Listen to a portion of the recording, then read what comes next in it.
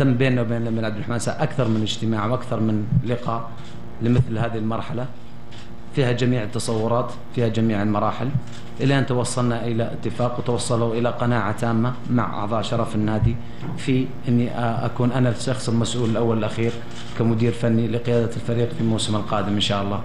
بالنسبة للطاقم الفني اللي مصاحب معي، الطاقم الفني يعني كله يتكون من أوروبيين، مساعد إنجليزي هو السيد جيم جاليغان، ومدربين لياقة السيد نيكولاس شارتون، وأيضا عفوا والسيد ألان ماثيو، ومدرب الحراس سبق له العمل في نادي الهلال وهو السيد جورج هوسبا من ألمانيا. هناك أيضا نسميه تكنيكال اي تي اللي هو مدرب فني تكنولوجي، يعني للستاتس، يعني كل الاشياء اللي مهمه في التكنولوجي، اعداد الفيديو والاشياء هذه المهمه، الاحصائيات وما الاحصائيات هو كريم الادريسي. هذا هو الاستاف.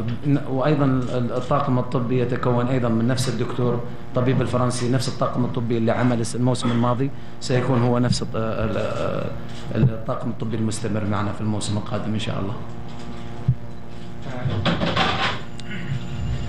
بعد اسبوع يستلم الموقع. ابو عبد الله، يمكن ملف الاجانب كنت انت مسؤول اول وكيل عنه. عاده المدرب يتم التعاقد معه يكون يدخل معسكر بعض العيون يكون انت مسؤول وحفاظات وحفاظ المؤشرات مسؤوليه الاسماء. هل يعني الملف الاجانب يعتبر منتهي تقريبا قبل بدايه المعسكر؟ هذا شيء مهم طبعا. من اسباب نجاح اي معسكر ووجود جميع العناصر سواء كانت المحلية أو الأجنبية، المحترفين السعوديين أو المحترفين الأجانب، وهذا ما سنحرص عليه إن شاء الله بتواجد الجميع إن شاء الله في أول يوم في معسكر الفريق أو أول يوم لبدء معسكر الفريق سيكون إن شاء الله جميع الأجانب جاهزين الأربعة إن شاء الله.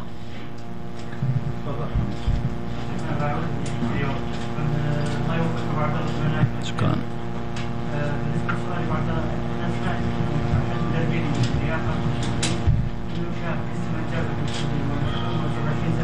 كان فعلا معلومة هذه الصحيحة، يعني أقل كثيرة ويطالب في جميع الأقسام من أخذ الجزاء. تعرف عبد الله أنها من الموضوع هذا، رجال الرياضة المهم مدى يعني خبرة الفرص بسيطة كان بيناتنا.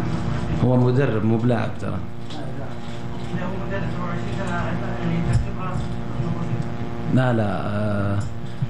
لا المدربين كلهم على كفاءة عالية إن شاء الله. ما يفرق العمر، إذا كان عمره 27 ولا عمره 37. ممكن أجيب لك واحد عمره 37 و38 أو 58 بس ما عنده الكفاءة اللي عند الشاب. على العموم هو شاب وعنده تخرج من تراك اند فيلد طبعا على مستوى عالي، سبق عمل في أندية كثيرة سواء أوروبية. ثقتنا فيه كبيرة. مجرد أعتقد أن العمل أو الجانب اللياقي جانب مهم جدا.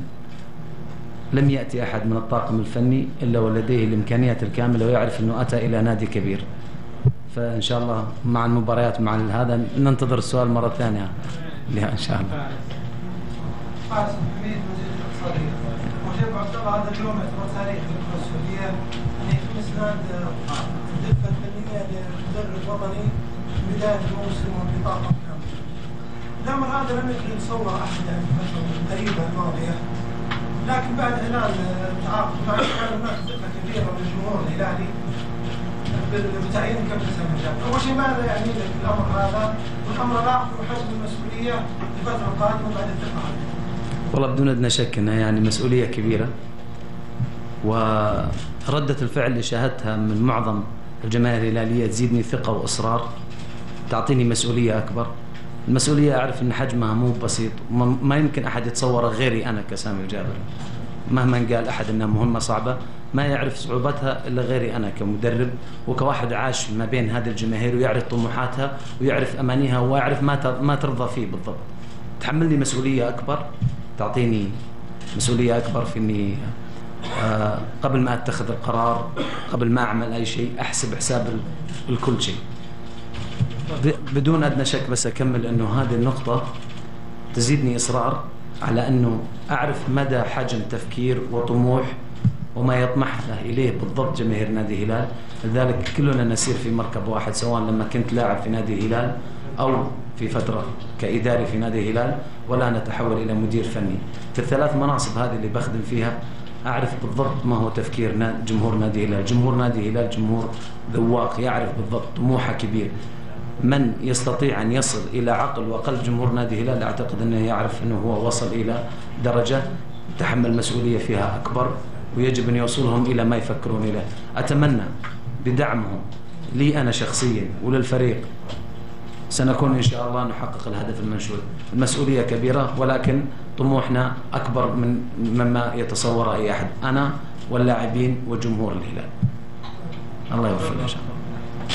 بعود القناة الرياضية سامي، من خلال الأسماء التي ذكرتها في خلال إسقاط العمل بعد، لم نشاهد هناك أو لم نسمع هناك أسماء وطنية، الكفاءات الوطنية في نادي الهلال أو على مستوى المملكة العربية السعودية. هذه القناعة من كابتن سامي الجابر أم فوقت بعض الأسماء الوطنية التي رفضت؟ لا أبدا، كان هو وخلال تواجدي كلها في أوروبا استطعت أنه أنا يعني أتوصل بعد ما أول لقاء لي مع الأمير عبد الرحمن، وقلت لك هذا الشيء له 3 شهور تقريبا، كنت أبحث دائما عن الأفضل.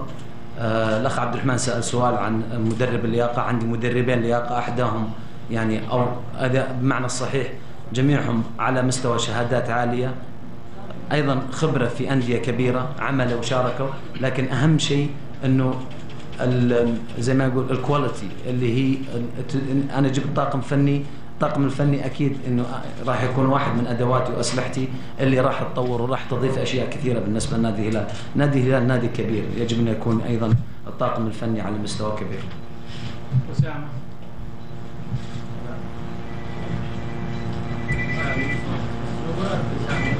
اوكي واضح الصوت، تفضل. واضح الصوت؟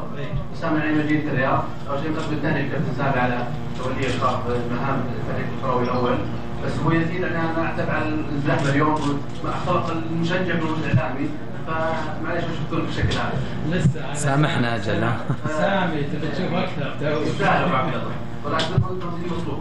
عموما أبو عبد الله السؤال لاحظ أنه الجهاز الفني مختلف الجنسيات، هذا الشيء يعتبر إيجابي بالنسبة لمدرب طبعا جديد أو جديد على فريق الهلال. دائما الأجهزة الفنية تجي دائما تكون موحدة.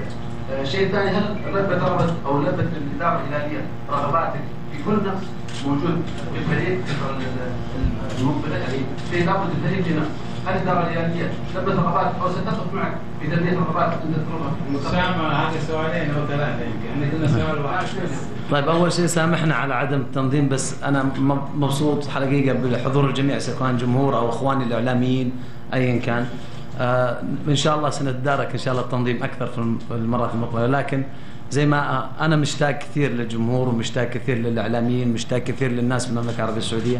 أشكر الحضور وإن شاء الله بيكون فيه تنظيم أكثر. بالنسبة للسؤال اللي طرق، أكيد أنا أكون كل احترام وتقدير على الثقة وعلى الدعم الكبير اللي أنا شفته سواء كان من الإدارة الهلالية متمثلة في سمو رئيس النادي وجميع زي ما قلت لك الفترة السابقة، جميع المتطلبات وجميع ما احنا وصلنا له من قناعة هدف منها أن احنا نوصل إلى صياغة أو الخدمة نادي هلال في أفضل مرحلة، تقديم أفضل الحلول، تقديم أفضل شيء يرضي الجمهور، أفضل شيء يرضي أو مو فقط يرضي بل يقنع الجميع، لأنه هذا عمل فني. الآن وفرت الإدارة جميع الأشياء وجميع المتطلبات. أنا ما يعني من أهم الأشياء اللي نشاهدتها وأنا بعيد عن الهلال أنه لا زال أبناء الهلال النجوم اللي أعتبرهم صغار في أعمارهم لكن كبار في مستوياتهم، الهلال الإنجاز بالنسبة لي إنجاز كبير، إبقاء عدة نجوم، أيضا جلب عدة نجوم هذا الموسم لنادي الهلال، وهذا يعطيني مسؤولية ويعطيني أيضا خيارات أكبر بالنسبة للسنة الجاية. يعني أقول لك الاستقطابات سواء كانت الاستقطابات اللي أحضرتها الإدارة في السنة الماضية كانت مهمة جدا بالنسبة لي، تجديد عدة عقود اللاعبين كانت مهمة جدا، لأن هذول اللاعبين أعتقد أنهم من خيرة اللاعبين في المملكة العربية السعودية. أما بالنسبة للطاقم الفني فالنوعية مهمة وليست الجنسية. أعتقد أن تعدد الجنسيات هذا بحث عن نوعية معينة أو عمل معين عن قناعتي الفنية، لأنه زي ما قلت لك يجب أن ننظر للنوعية ولا ننظر للجنسية أكثر، لأنه العمل يجب أن يكون عمل منظم. وأعتقد الجهاز الفني عندما تحضر جهاز فني لنادي الهلال يجب أن تكون على يقين تام بأن الجهاز الفني يكون على مستوى عالي.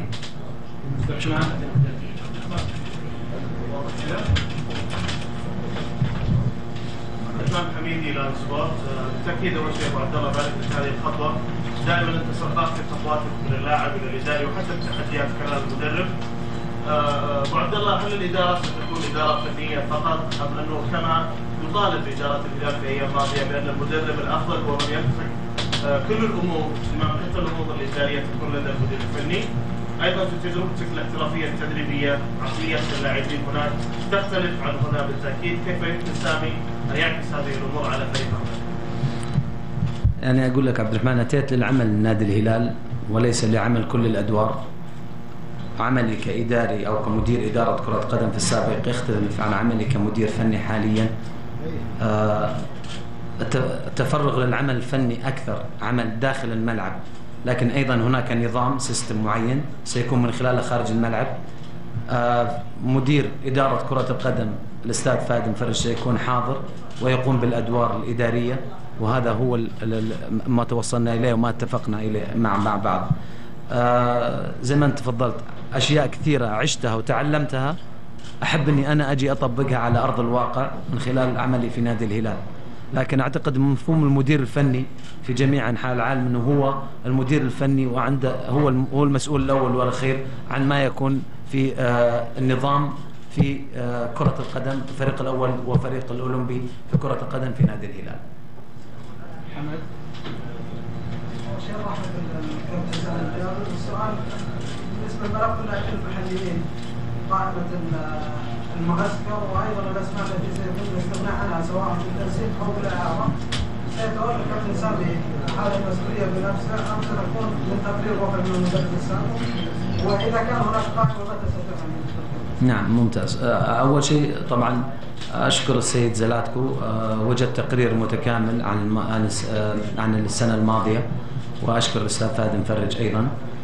تم التنسيق سواء كان مع الاجهزه السابقه، وايضا اراء بالنسبه لي انا لست بعيد عن نادي الهلال، اتابع نادي الهلال حتى لو كنت في فرنسا. سيكون هناك فقط تقريبا ما تسمى الفريق الأول لنادي الهلال يتكون تقريبا من 28 لاعب، 4 حراس و24 لاعب. سيتم أيضا الاستغناء عن بعض خدمات اللاعبين، وسيتم إعارة بعض اللاعبين بحيث أن نكون نشاهدهم في أندية ثانية، لأنهم هم مرتبطين بعقود نادي الهلال، راح تكون فرصتهم كبيرة بالنسبة للموسم هذا. لكن هم يعني دائما من نعيرهم الأندية بحيث أنهم يلعبون، بحيث أنهم يرجعون لنا متى ما أردنا يعني الاستفادة منهم في المستقبل. بالنسبة للمعسكر، المعسكر حيكون معسكر خارجي، لكن قبل المعسكر الخارجي راح يكون هناك 5 أيام فحوصات طبية واختبارات لياقية، وأيضا سيتم تطبيق نظام اختبارات فيزيولوجية على موضوع اللياقة من خلال وأيضا فحوصات طبية تتخللها فحوصات للدم للقلب، الأشياء كثيرة ستكون في الرياض. نعم في الرياض، ستكون في مدينة الرياض. بعد ذلك بنغادر إن شاء الله إلى معسكر خارجي يوم 28 في النمسا، وسنعود إن شاء الله يوم 13 إن شاء الله، اللي هو راح يكون 13 جولاي.